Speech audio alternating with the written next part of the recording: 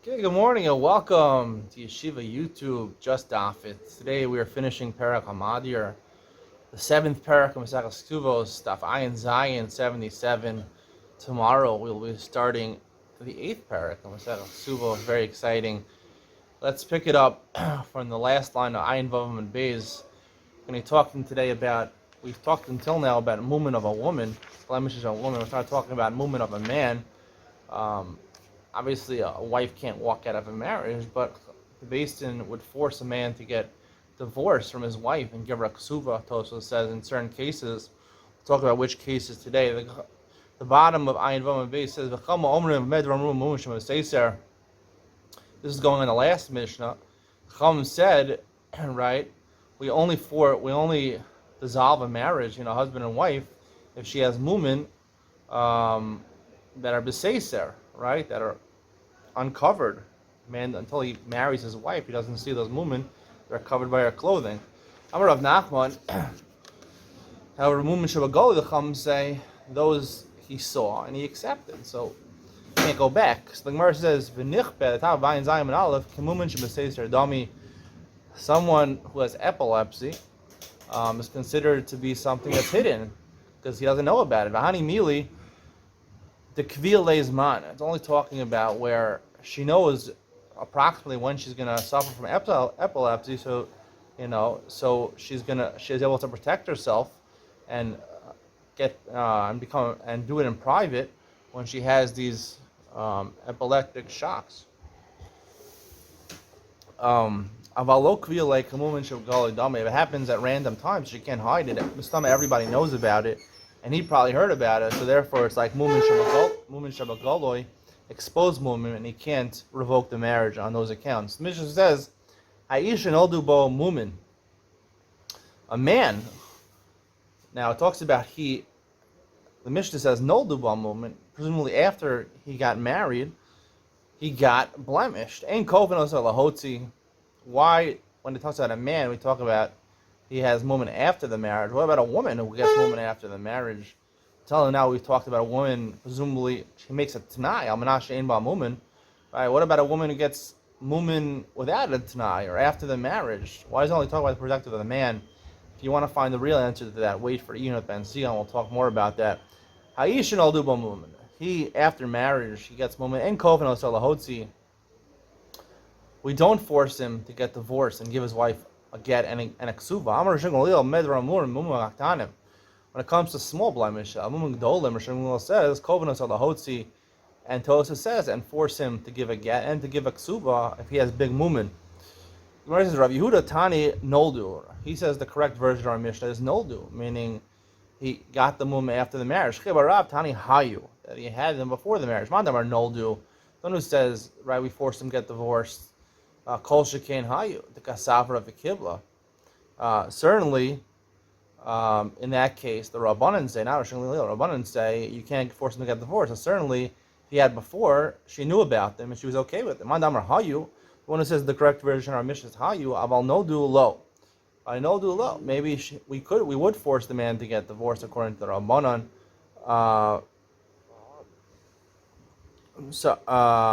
Mandamar hayu, aval no do lo. Right? If the correct version is hayu in the Mishnah, hayu when we're not kofed. But noldu, right, where she didn't know about it and then it happened, maybe we would be kofed him to get divorced and give her a ksuva. Nan. Mishnah says, I'm only talking about small blemishes. If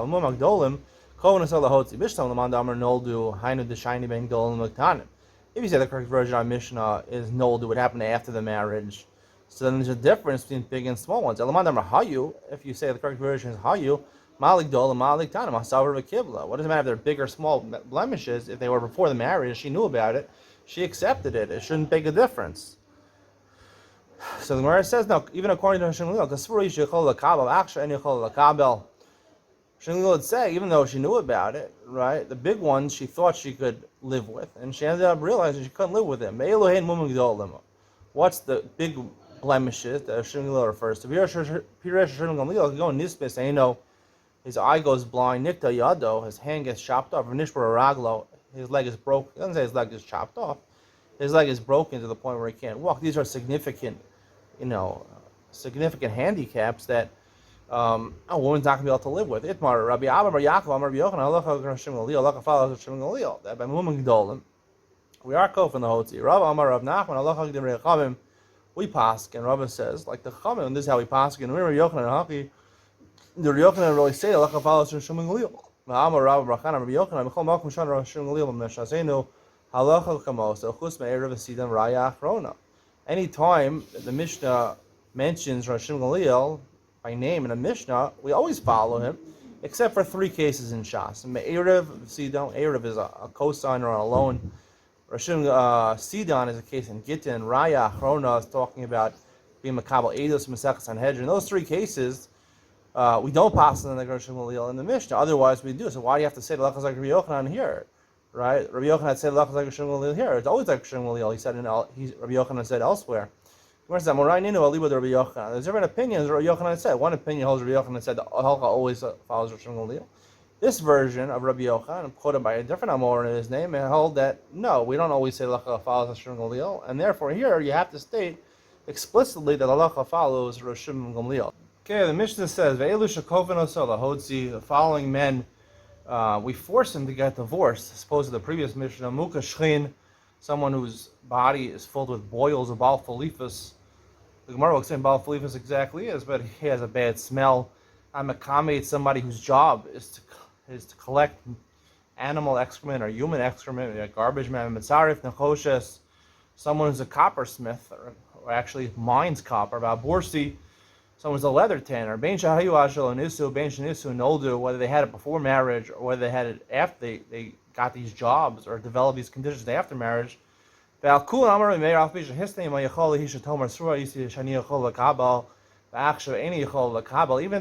she made a stipulation.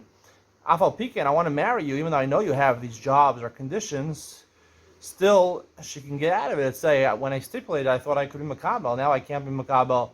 If she made it tonight, she has to remain married with him, except in the case of someone who has delicate skin, boils on his skin, when they're together with tashmish, when together they have intercourse, it causes pain to him, and it's actually a sakana, it's a dangerous condition for him. There was an incident in Sidon, a place in Eretz Yisrael, a leather tanner who died, and they had no children. He had a brother who's also a leather tanner.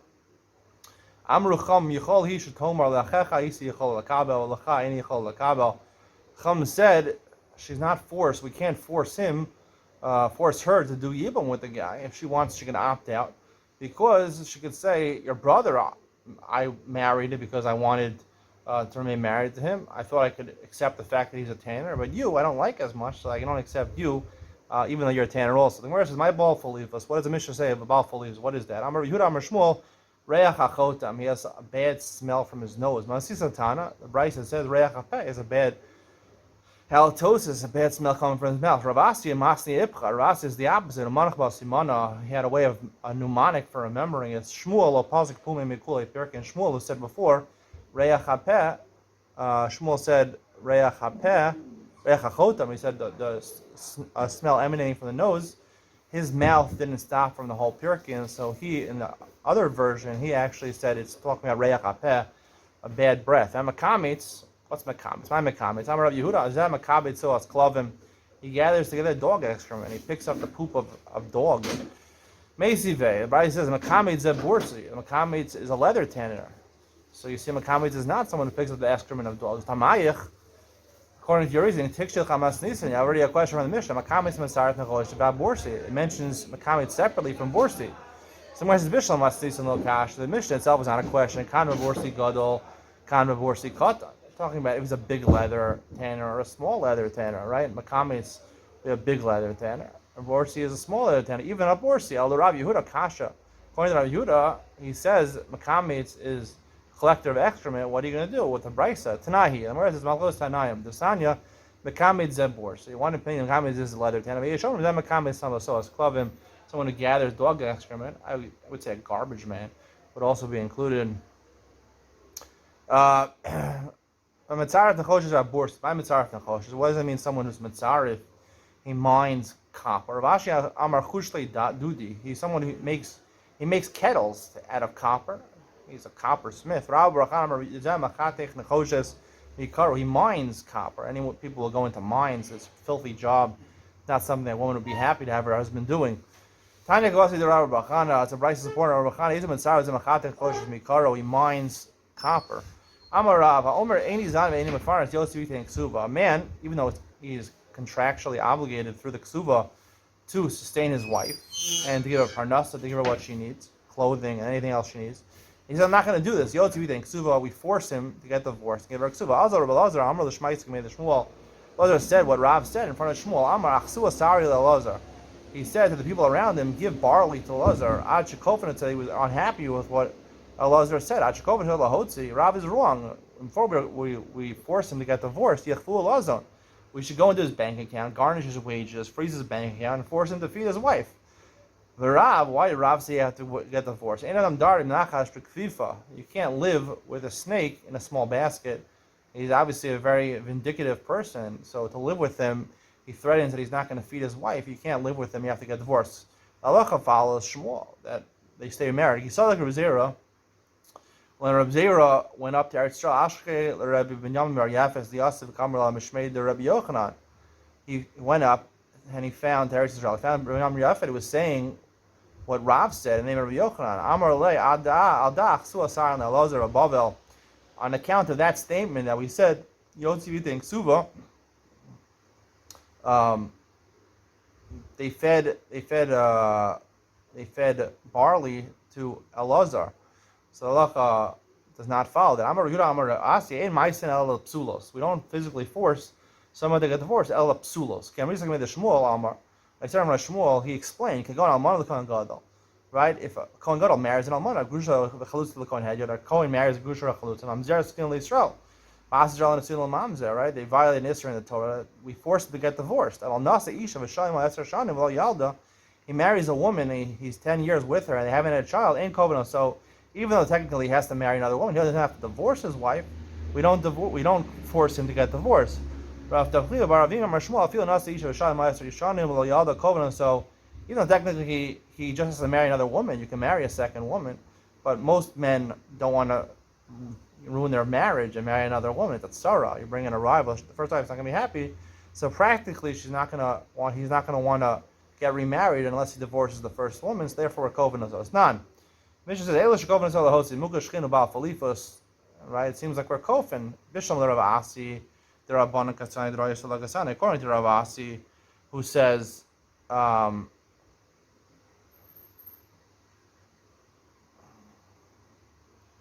Rabbanan Kasani, the Raisa Kasani, right? Cases of Alman Kohen Gadol, Gusha Kohen Head, that's Doraisa. Right, so our mission is talking about Derabbanans, right? Where the Rabbanan felt it was necessary to get divorced, but when there's answers Doraisa, it wasn't talking about El Rav Tachliva Baravimi, right? Listing Nasa Isha V'Shai Ma'aser Shanim V'Lo Yalada.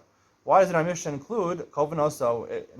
You're also Kofen in that case, right? Which is not Midal Raisa, it's the Rabbanan, right? The Rabbanan advise you to divorce in that case, so you should be able to marry another woman.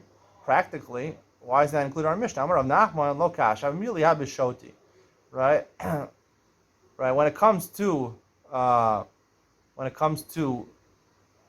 Virivia, Rashi says, have a mili, the mili Maesrina. We just verbally ask him, we verbally force him to get divorced, right? But our Mishnah talks about you actually use physical force. You'd whip him in order to get divorced. So that's the difference in our Mishnah in the case of he was married 10 years, didn't have children. We know from Mishlei, right? Just words are not going to force someone to do something. You tell someone you condemn someone, doesn't usually stop them from doing it. Both cases are talking about we kofar them with whips, physically force them to do it.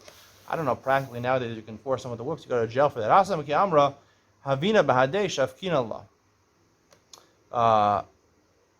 Over there in our Mishnah, right, if she says, I'm okay with the Baal Philifis or the Mukashkin, we let her stay.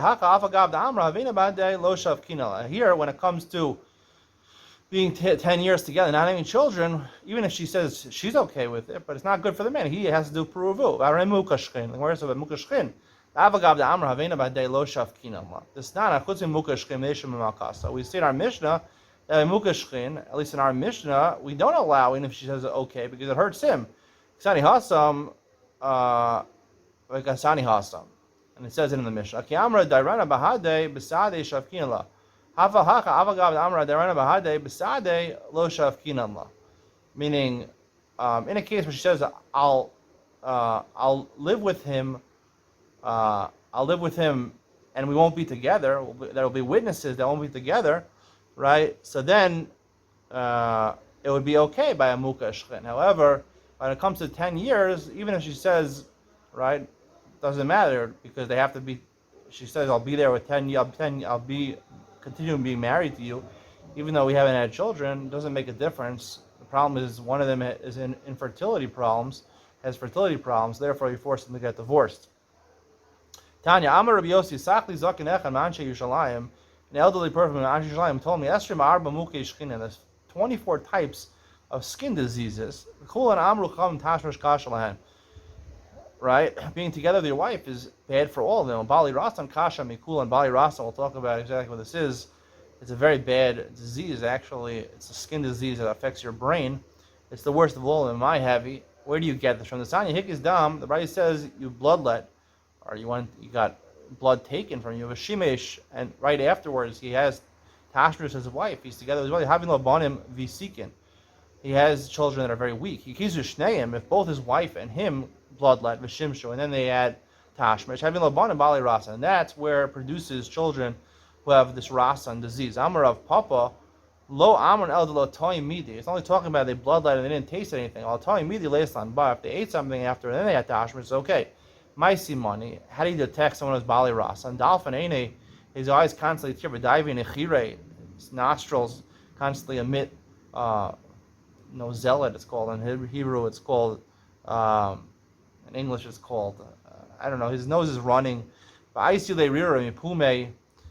liquid is coming, saliva is coming out of his mouth, Ramu didve lave, and flies are always circling around him. How do you heal? Arabai pila veludna girda da goza vegirda da ashba vakala milcha. You take the following things. I'm going to translate from the article. I still don't know, even the article says I don't know what it means. Penny royal, which is a type of mint, and wormwood, the bark of a nut tree, and shavings of a hide, and a lily, clear milk of the lily, umaskla, the dikli sumka, the calyxes that cover red dates, i.e. immature dates. You take all these things together.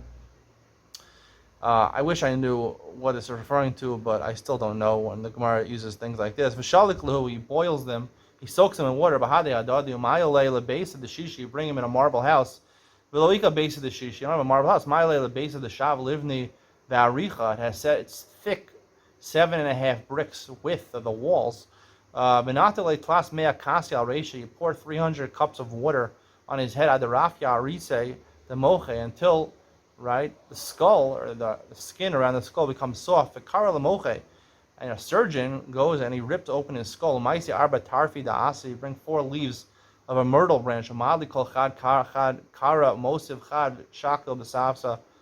We're talking about there's a bug over here in his head. He's got a bug in his head. So you take under each leg of this insect, you take a leaf of a myrtle branch. You put one leaf under each leg, and you take out the bug with a tongue. The kali, you must burn it. The ilo, if you don't burn it, aili ba'ale lo hadar ilave, and it goes back to Makaz Rabbi Yochanan. Rabbi Yochanan announces haram zuvi shabali rasan. Be careful of being next to one of these people, bali rasan, or the flies that's around them. Rizera lo hava yaseh bezike. Rizera was careful. He wouldn't sit in a place where the wind would blow from this bali rasan to him. Omar lo ayal baal. He wouldn't go in the same tent or the same apartment building as him. They wouldn't eat eggs from the same neighborhood as him. Shmuel Levi, the opposite. He actually took them next to him and he learned Torah around them. It says about the Torah brings grace upon those who learn it. So if it brings grace, certainly it'll protect them. So he's learning a lot of protection from the Bali Rasa. Shmuel Levi was dying. They said to the Malach Hamavis, go do his will. Sounds like go do his will, like, people who have terrible diseases, they have their last wish to do whatever they want. I would translate Avid Reuse. I mean, people are living a life they want to die. So kill him. I mean, he's ready for death. He's ready for olam haba. Azal is chazilay. He appeared to him. Amalei achvili duchtai. He said, Rishon Levi said to the Malach HaMavet, show me where my place in Gan Eden is. Amalei lechayi, fine. Amalei havli sakincha. Rishon Levi said, give me your knife. Dilma mvatzli v'orcha. Maybe be afraid on the way, and you'll be able to kill me. Yava and Ahale, he gave it to him. The Malach HaMavet gave him his knife. If you want to lahasam, when they got to Gan Eden, Dalye kamachvile, he picked him up over the fence seemingly, and he showed him his place. Shavar nafal logisa. Rishon Levi was a little tactical. He just jumped over the fence. Nakte bekani de glime.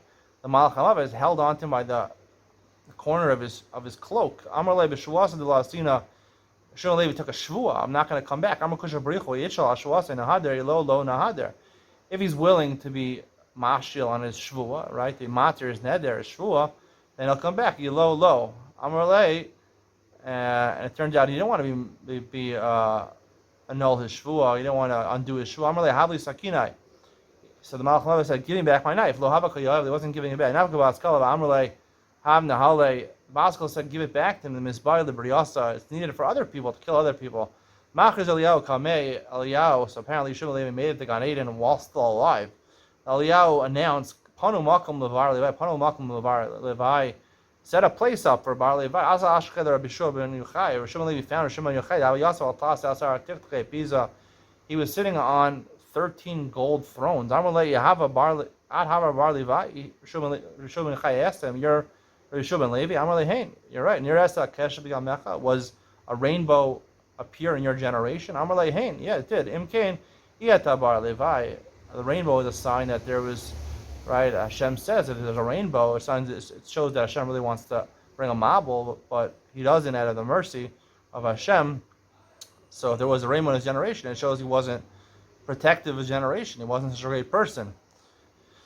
So, Imkain Iyata Bar Levi, Shimon Yochai said, if there was a rainbow in your generation, you're obviously not a Shimon Levi, not so worthy. Velohi, it wasn't true. There was no rainbow in his generation. Lo havai midi. Al-Savar lo achzik tivus l'nafshe. Yeshua was a humble person. He didn't want to say it's on account of me. Rechina Rapapa shushbiniha. Rechina Rapapa was either frequent with Shimon Levi or frequent with the Malach HaMavet. That's what Arshkel says. Kiava kanicha nafshe. When he was about to die, Amalei l'Malach HaMavet zil avid le'reusei. Do his wish. Azal l'gabei. He came to him as chazilei. He appeared to him. Shafki tlas and yomen adahad talmudai. Rabbi Chanina Rapapa asked for 30 days to can review his learning. The Amri Ashmi Shabala Kanatmuda Biyada, fortunate or approved is the one who comes with his knowledge of the Gemara in his hand. Shafke lebasar plus and yomen azal eschazla. He came back after 30 days. Amalei achvili duchtai. He said, "Show me my place in Gan Eden." Amalei lechaye. He said, "Fine." Amalei havli sakincha. Give me your knife. Maybe I'll become afraid on the journey, and you'll have grounds to kill me. I'll stop learning. Amalei kechabrach boys mevili. You want to do like Rabbi Shua ben Levi did? Amalei I see sefer Torah v'chazi. He said, I have proof I'm a great person. Bring a sefer Torah. Is there anything in the Torah that is written there that I wasn't Makayim? Were you fully committed to learning Torah? Were you taking in these, I don't know, cancer patients? I don't know what Riasan is. Did you bring them next to you and ask them Torah? Maybe COVID patients. I don't know. When he died, when Rechina Rapapa died, a pillar of fire separated him between him and everybody else. To his grave, no one could get to his grave. Only special people, one or two people in a generation, have this chus. Karav l'gabei, Rabbi Alexander came close to his grave. He wanted the pillar of fire to be removed, right? So other chachamim shouldn't feel that they're smaller than him. Lo ashkach, the fire didn't get removed. Also, do it in honor of your father. Right? Do it in your honor that people should come visit your grave. The fire was removed. Right?